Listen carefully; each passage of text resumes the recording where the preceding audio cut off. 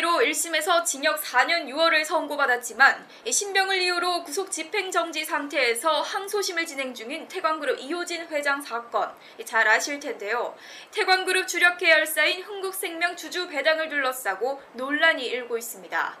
전국 사무금융서비스노조 흥국생명 해고자 복직투쟁위원회는 지난 14일 흥국생명 본사 앞에서 기자회견을 열고 금융감독원에 특별검사를 요청했습니다. 2006년 이후 6년 만에 실시되는 이번 배당에 회사 지분 대부분을 보유한 이호진 전 회장과 그의 친족들을 위한 돈잔치에 불과하다는 것이 이들의 주장입니다. 시사서울은 지난 19일 사무금융노조 사무실에서 흥국생명 회복투 이영철 의장을 만났습니다.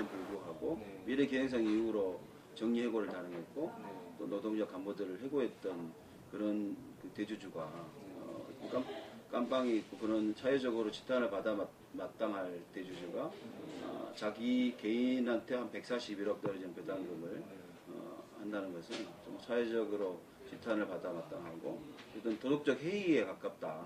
그리고 실제로 제가 알기에는 1심 재판 때 이호진 회장이 횡령과 관련돼서 한 200억 가량 이상을 횡령 금액을 변제를 했어요. 근데 남아있는 횡령 금액이 있을 거란 말이죠. 2심 지금 재판 계류 중인데 그걸 갚기 위한 수단 아니냐. 그 태광그룹 부회장이 새로 신동혁 씨인가 오신 분이 이호진 회장의 그 와이프인 신윤아 씨의 외삼촌입니다.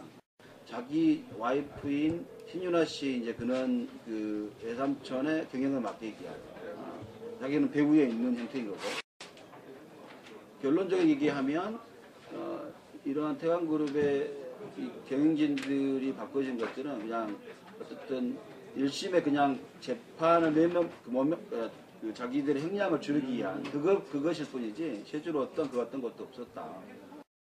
자기들 재산을 내놓거나 뭐 사회적인 책임을 지는 그런 한마디도 없어서 그때는 문제가 있다. 흥국생명 회복투는 배당 문제 외에 오너일가 개인 회사에 대한 그룹의 일감 몰아주기 의혹에 대해서도 금감원에 조사를 요청했습니다. 이게 애초에 흥국생명의 전산팀이 있었습니다. 2000년 초에 전산팀을 아웃소싱을 합니다. 그리고 나서 콜센터도 우리 정규직 직원들이 많이 쓰고 그것도 이제 아웃소싱을 합니다. 그러니까 정예고에 이제 뭐 그 요건들 중으로 회사가 어려우니까 아웃소싱 한다 막 그런 거고 그렇게 형태거든요. 그러니까 TM도 아웃소싱하고 대리점 형태들도 아웃소싱하고 그런 형태도 그러니까 태광 시스템지로 이제 명칭이 되는데 지금 T시스인데 지금 이호진 회장이 51%, 진의 아들이 49%. 그 이익감 몰아주기에 내부자 거래가 엄청나게 많이 있었거든요. 제가 검찰에다가도 이제 그런 얘기를 많이 했는데 검찰 압수수색은 안 했어요. 제가 그 영수증을 얼마나 파쇄했는지 모를 정도로. 그러니까 흥국생명 흥국화재가 거의 뭐 저라도 보신 것처럼 뭐 몇백억에서 지금 한 1,700억, 2,000억 가까이 그 일감 몰아주기가 가고 있는 겁니다. 그러니까 모든 게 이익이 나오면 예전에 흥국생명에서 전산팀도 그렇고 콜센터도 그렇고 TM도 그렇고 말하는 대리점이나 그런 것들도 그렇고 다 어쨌든 다 아웃소싱해서 그런 것 흥국생명 이익이 가져가야 되는데 이호진 회장 일가가 이익으로 돌아가는 그런 시스템이 되어 있는 것이죠. 아마 공정거래위원회에 저희들이 고발을 할 거예요. 어쨌든 이제 금융감독을 거쳐서 좀 한번 조사를 특별 조사를 좀 요청한 거고요.